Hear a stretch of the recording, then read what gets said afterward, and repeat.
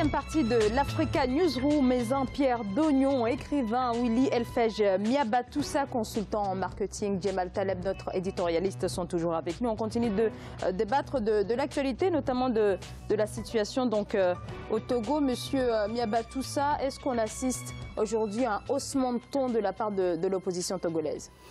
On a une opposition qui ne faiblit pas, c'est clair, et qui est 2 fois plus confiante, j'ai envie de dire. Et je vais essayer de me faire la troisième voix face à mes 2 collègues qui ont donné un avis, ma foi, quelque peu objectif, certes, mais je vais essayer de nuancer, voilà, pour essayer de pondérer un peu. Je pense effectivement il y a cette question de maturité qui doit se poser, parce qu'une opposition qui ne faiblit pas, c'est bien, mais ce que je reproche, et là ça rejoint un peu ce qu'ont dit mes prédécesseurs, c'est la passion que l'on retrouve dans le débat politique et l'immaturité aujourd'hui empiètent et viennent biaiser totalement le combat en tant que tel. Et maintenant, pour ne pas non plus tirer totalement sur l'opposition, je dirais aussi que les pouvoirs en place dans les différents pays ne jouent pas aussi systématiquement le jeu quand on regarde bien, parce qu'on va reprocher certes à l'opposition aussi des fois de s'inscrire dans une posture un peu radicale, mais par exemple l'exemple que vous donnez, à savoir que déjà on a défini un cadre par rapport au référendum ou quoi que ce soit, moi je pense que il y a quand même des préalables, c'est-à-dire que toutes ces choses doivent être débattues autour d'une table d'une certaine manière. Et puis à partir de là, une fois qu'on a véritablement exploré toutes les pistes de réflexion, peut-être que chacun peut faire valoir son ultime mécontentement. Mais c'est vrai que, quoi qu'il en soit, ça passe autour d'une table de négociation, et ce, de manière sereine et en dépassionnant totalement le débat. Djemal Taleb. Il y a une culture que nous avons héritée de l'administration française. Nous, les pays d'Afrique francophone, c'est que nous considérons tous que le pouvoir est sale, qu'il n'est pas propre, qu'il n'est pas bien de s'allier à lui. Et dès lors que vous soutenez le pouvoir, vous êtes mauvais. D'ailleurs, quand vous soutenez le pouvoir et demain vous le quittez, vous allez à l'opposition, ça y est, vous avez certificat d'honorabilité absolue, vous pouvez faire ce que vous voulez, vous pouvez dire ce que vous voulez. Cette vision est une ineptie intellectuelle inacceptable. Et pardon, pour que nous soyons matures, pour que nous grandissions, il faut que nous laissions cette mentalité-là et que nous comprenions que le pouvoir peut être bon, mauvais, assez bien, pas assez, et que l'opposition est davantage. Visiblement, pour ce qui est du Togo, c'est un pouvoir qui est rejeté par J'allais dire de l'avantage, sauf qu'on ne se pose jamais la question. Les oppositions, souvent dans nos pays, elles sont héréditaires, elles sont patrimoniales, elles sont héritées, elles sont des magasins, elles sont des petits fonds de commerce, quand elles ne sont pas ethniques, quand elles ne sont pas régionales. Et ce point-là, nous refusons de nous le mettre en cause. Regardez toutes les oppositions, je ne parle pas celle du Togo pour laquelle j'ai le plus grand respect, encore une fois, ce n'est pas la question. Et pardon, je salue son courage, sa légitimité et son droit à s'opposer à un régime qu'elle considère, et d'ailleurs j'ai commencé moi-même par dire qu'il n'est pas très démocratique, j'ai commencé par dire qu'il respire, ça n'est pas une dictature, ça n'est pas vrai, il respire, mais ce n'est pas un grand pays, régime démocratique, c'est évident. Mais on se remet jamais en question, on refuse toujours de se dire qu'est-ce qui ne va pas chez nous, qu'est-ce qui n'a pas marché chez nous et pourquoi les gens ne nous suivent pas. Il y a des manifestations, il y en a eu, il y en aura probablement demain, il y en a eu en 2005, à chaque fois ce sont toujours les petits qui meurent, l'opposition elle-même ne se pose pas la question, le pouvoir pas davantage. Mais quelle marge de manœuvre dispose l'opposition togolaise pour parvenir à l'alternance? C'est la voie du dialogue. La seule possibilité aujourd'hui qui s'offre à l'opposition, comme au pouvoir en place, c'est la voie du dialogue. Il faut que les deux parties, parce que M. Taleb le disait tout à l'heure, finalement, qui sont ceux qui subissent en fait les conséquences de ces erreurs-là? C'est le bas peuple, c'est la population. Quand on cite aujourd'hui les 4 personnes qui sont mortes en fait dans... Non, c'est surtout des jeunes. Hein. Ce sont des jeunes, des jeunes qui peuvent en fait apporter au développement de la nation. C'est ceux-là qui subissent en fait ces erreurs, ces petites querelles-là de personnes. Parce qu'aujourd'hui, M. Taleb le disait tout à l'heure, l'opposition est dans une logique de règlement de compte. Le règlement de compte n'est pas nécessairement ou n'est pas qu'à... pardon, mais quand même, l'opposition togolaise a été interdite de manifester en semaine. Donc on voit très clairement qu'il y a quelque chose qui est en train de se dessiner. Oui, au Togo, au-delà de tout, ça fait partie des choses qu'on reproche aujourd'hui au président actuel, Faure Gnassingbé, la liberté d'expression, la séparation du pouvoir.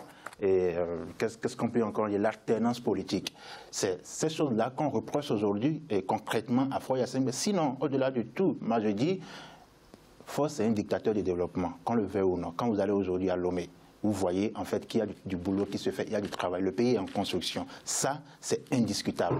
Mais l'alternance au pouvoir est tout ce qui reste pour que le Togo aujourd'hui retrouve ses lettres de noblesse. Alors on va continuer de débattre de l'actualité et tout de suite le grand angle.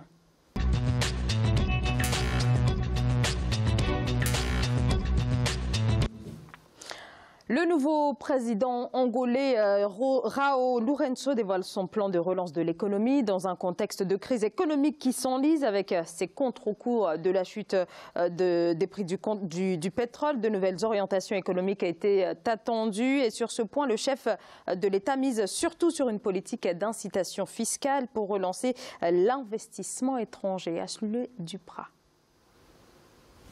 Nous prévoyons l'adoption d'incitations fiscales pour les entreprises qui décident d'investir dans le pays. Un objectif clair, annoncé par le président angolais João Lourenço lors de sa première élocution face au Parlement. Deuxième pays pétrolier d'Afrique subsaharienne, l'Angola subit de plein fouet la chute prolongée des cours du baril de brut depuis 2014. Disposant jusqu'à présent d'une économie peu diversifiée, le pays peine à se relever. Le président João Lourenço compte sur la diaspora qui regorge en son sein des cadres qui pourront apporter leurs expertises et leurs champs d'application et des compétences que nous allons ouvrir nos entreprises à la modernité et à la mondialisation. En incitant les entreprises étrangères à investir dans son pays, le président angolais prévoit pour cette année une croissance à plus de 2,1%, alors qu'en 2016, cette dernière était tombée à 1,1%. Autre objectif du président Lourenço, réduire l'inflation à 22,9% cette année, contre 42% en 2016. Des objectifs ambitieux, mais difficilement réalisables. C'est une croissance qu'il a donnée à partir des chiffres nationaux. Cette croissance qu'il annonce est beaucoup trop importante. Depuis presque 5-6 ans, on assiste à une chute régulière, depuis 2013, de cette croissance dans ce pays. Le programme que souhaite le nouveau président ne pourra réussir que, je pense, sur 2 mandats. Parce que sur un mandat, 5 ans ou 6 ans ou 7 ans, ce sera beaucoup trop juste. Quant au FMI, il se montre lui aussi pessimiste à l'égard de l'Angola, anciennement considéré comme un miracle économique. Selon l'organisme international, la croissance du pays ne devrait pas dépasser les 1,5%. Alors, Willy Elfej, Miabatoussa, l'Angola, c'est une économie très peu diversifiée. Le pays importe pratiquement tout. On s'attendait quand même à un plan de relance de l'économie qui bouleverserait d'un point de vue structurel toute l'économie angolaise, mais finalement, pas beaucoup de changements au final. Oui, enfin, je pense qu'il y a quand même une première approche de clarification de la part du nouveau président, c'est-à-dire qu'il met l'accent déjà sur la partie fiscale, parce qu'on sait qu'aujourd'hui, quand on parle d'attractivité d'un pays, il y a déjà d'une part l'environnement des affaires. Voilà, l'environnement des affaires, et la fiscalité arrive quand même en tête de liste. Et donc, je pense que déjà, c'est un premier pas. Après, c'est vrai qu'il y a énormément de pistes que l'on pourrait explorer. Moi, je pense par exemple au capital humain, c'est-à-dire qu'il faudrait mettre un peu l'accent sur la réduction des inégalités sociales. On a des efforts à faire en matière de santé, on a des efforts à faire en matière d'éducation. Et aussi, je voyais dans le reportage, il y a un monsieur qui a eu une très bonne idée, c'est miser aussi sur l'apport des diasporas. Parce que bon, faire appel à des investisseurs, c'est bien, mais quand on parle de création d'emplois, on oriente systématiquement le regard vers des investisseurs étrangers ou d'autres structures. Moi, je pense que déjà, l'Angola a quand même une diaspora assez importante qui pourrait déjà faire valoir aussi son avis dans le développement du pays. Donc voilà, miser un peu sur ce que ne font pas, à mon goût, pas beaucoup de pays africains, c'est-à-dire que miser sur l'intelligence collective. Aujourd'hui, on a énormément de pays, l'Angola n'est pas le seul malheureusement, qui se sont endormis un peu sur ces richesses pétrolières, mais qu'on se le dise, aujourd'hui, l'ère du pétrolier est en train d'arriver à son extinction. Donc je pense que c'est maintenant qu'il faut mettre en place un certain nombre de mesures concrètes, mais savoir aussi s'appuyer un peu sur l'ensemble des concitoyens, qu'ils soient locaux ou à l'étranger par exemple. Djemal, est-ce que le président est allé suffisamment loin en termes de diversification, en tout cas pour atteindre cette diversification? C'est lui qui vient d'arriver, il nous sera très difficile de le juger, ça fait quelques semaines qu'il est là. Le plan qu'il vient de présenter. Bien, alors le plan, moi les plans en général, je ne les aime pas beaucoup. Mais enfin, bon, c'est un pays qu'on aime tous, c'est le pays d'Agostino Neto, une indépendance qu'on a connue en 1979, un espoir extraordinaire. D'ailleurs, au demeurant, c'est l'un des rares pays où le terrorisme intellectuel ne fonctionnait pas parce que le pouvoir était adulé et aimé, parce qu'il est issu d'une vraie légitimité. Il a connu une guerre civile atroce qui l'a conduit dans ce qu'on sait, puis après la guerre civile est terminée, il est entré dans une espèce d'espérance ou d'un espoir immense. Quel gâchis. Quel gâchis, pourquoi? Quel gâchis parce qu'il n'a pas été capable de résoudre l'équation qu'il fallait, la réconciliation nationale bien réussie.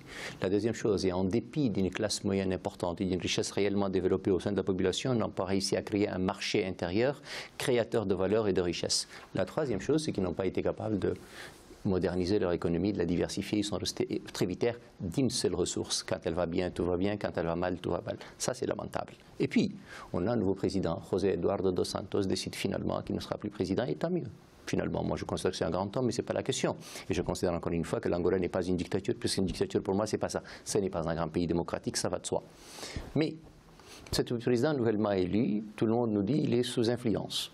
Tout le monde nous dit qu'il n'a pas les mains libres, il a les mains liées, il n'est pas capable de là, il nous produit quand même un plan. S'il est vraiment sous influence, on se dit, c'est ce qu'il est, il n'y a rien à voir, de toute façon le plan ne marchera pas. Et pourtant, il est assis sur la deuxième économie du continent en termes de pétrole. Il est assis sur les plus grandes réserves que le continent peut avoir. Il est assis sur une société de plus en plus dynamique qui a connu un passé qu'il a certes aguerri et qui lui a permis de se préparer. Il est assis sur l'une des classes économiques, les classes moyennes les plus importantes du continent. Donc il n'y a pas de raison que ce pays ne relance pas sa machine. Mais il ne va pas la relancer parce que il y a malheureusement encore une kleptocratie assez importante, il y a une gestion encore assez opaque de la ressource du pays, et puis en même temps, on n'a pas compris qu'il ne suffit pas de faire des plans, sinon l'URSS serait encore là pour que l'économie fonctionne. Et que, pardon, Dos Santos et ses amis n'ont pas compris que c'est fini, le plan ne marche pas, et qu'il n'a pas marché, et que c'est fini. Ils sont encore, c'est une logique où tout État doit tout faire. Ben non, il faut que l'économie soit un tout petit peu libéralisé, moi je dirais même beaucoup. Il faut qu'ils comprennent que l'emploi se crée dans la société et que la richesse se crée dans la société et que ce n'est pas l'État qui décrète que la richesse va venir. Elle ne vient généralement jamais. Mais le nœud du problème, et c'est toujours la même situation, c'est qu'il faut que nous sortions de cette logique. Mais c'est valable pour l'Angola, c'est valable pour tous les autres. C'est que le hasard de la nature nous a donné une richesse pour laquelle on ne s'est même pas fatigué. D'autres viennent l'exploiter à notre place. Ils nous donnent les petites miettes et on est heureux parce que le lendemain, on va se mettre dans une Ferrari et on dira nous sommes un pays riche, nous sommes une économie fonctionne. Ça n'est pas vrai. Nous ne créons pas de richesse, nous ne créons pas et nous ne produisons pas ce que nous consommons. Et tant qu'on ne s'est pas tourné vers ça, on ne sera jamais ni riche ni développé. Ezampierre Dognon, est-ce que ces nouvelles orientations du gouvernement peuvent permettre un rapprochement entre l'Angola et le FMI quand on sait que l'année dernière, le pays a échoué dans une négociation d'un accord avec justement le FMI? Oui, c'est bien de viser les institutions internationales dans ces politiques de développement. C'est tout à fait normal. Et aujourd'hui, nous avons un pays qui est immensément riche en termes qui a des atouts pétroliers, qui a une richesse pétrolière assez dense, mais qui malheureusement, dont la population vit avec moins de $2 par jour. Je pense que le problème se trouve justement là. Il y a une totale inégale répartition des richesses aujourd'hui en Angola. Une chose est de viser en fait le FMI, mais une chose est de pouvoir proposer quelque chose de concret en fait à ces institutions-là. C'est pour ça que ça va échouer en temps le plan en fait proposé au FMI. Parce qu'aujourd'hui, le pétrole n'est plus la richesse qu'il faut pour l'avenir. Il faut avoir le courage de le dire. Le pétrole aujourd'hui... Alors justement, je repose la question que j'ai posée à nos deux invités. Est-ce que ce plan va suffisamment loin en termes d'ambition pour diversifier l'économie angolaise? Si je devais répondre, je dirais non. Et je m'explique parce que ce plan n'ira pas loin, parce que le pétrole reste encore au centre de ce plan. Ce qui n'est pas la solution aujourd'hui. Il faut penser le secteur primaire. Aujourd'hui, nous avons l'agriculture, l'élevage, la pêche. Ce secteur-là est où dans ce plan qu'on nous propose aujourd'hui? Quand vous prenez connaissance du contenu, vous voyez que tout est encore basé sur le pétrole. Alors non, que surtout... la solution ne peut pas venir aujourd'hui du pétrole, puisque en se basant sur le pétrole, on mise en fait sur la fiscalité. La fiscalité, oui, mais une chose est de pouvoir penser la fiscalité, mais une chose est d'assainir en fait l'environnement. La diaspora viendra investir dans quoi? Dans un environnement où la corruption gangrène. Ça ne marche pas et ça ne marchera pas. Et c'est que surtout ce plan se fait en accord avec les institutions du FMI et de la Banque mondiale. Mais on a quand même la mémoire assez courte. ce sont les mêmes institutions qui sont venues dans les années 80 nous proposer des plans totalement débiles et qui ont constitué dans le fait que si on ne recrute pas de fonctionnaires, si on coupe dans les dépenses nécessaires, notamment dans l'école, nous allons probablement devenir une société riche demain. Or, c'est faux.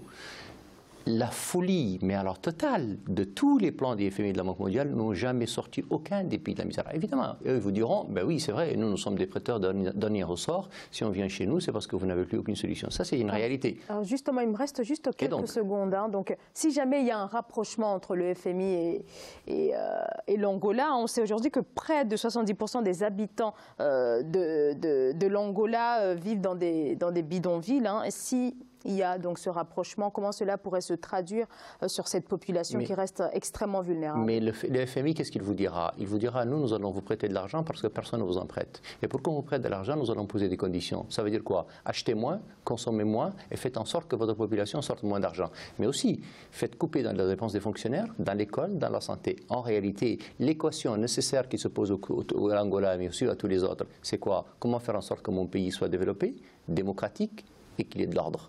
Vous allez le faire avec ce plan-là, je n'y crois pas une seconde. Et d'ailleurs, l'expérience nous a démontré que ce n'était pas vrai.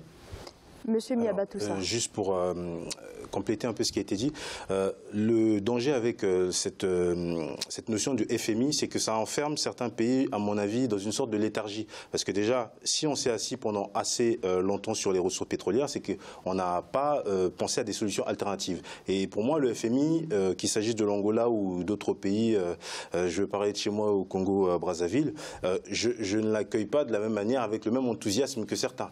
Je n'ai jamais vu un pays se développer ni grâce au FMI, ni grâce à la Banque mondiale. Et donc je pense qu'à un moment donné, comme le disait mon cher confrère, c'est qu'il faut penser aux véritables solutions alternatives. Nous avons des domaines sur lesquels on peut mettre l'accent, qui peuvent véritablement créer de la richesse et qui ne sortiront un peu des slogans. Parce que le problème, c'est qu'on reste aussi dans ce type de plan, dans des figures de style, dans une rhétorique. Mais finalement, il n'y a pas d'action concrète. Alors que quand on parle d'agriculture, l'Angola a eu quand même un certain avantage au niveau des infrastructures, c'est que même le tourisme, par exemple, c'est des choses que l'on peut exploiter et qui, à mon sens, sauront véritablement fédérer la population et partir un peu dans une sorte d'avancée économique qui pourra bénéficier à tout le monde. Alors, on va marquer une courte pause. Restez avec nous, à tout de suite.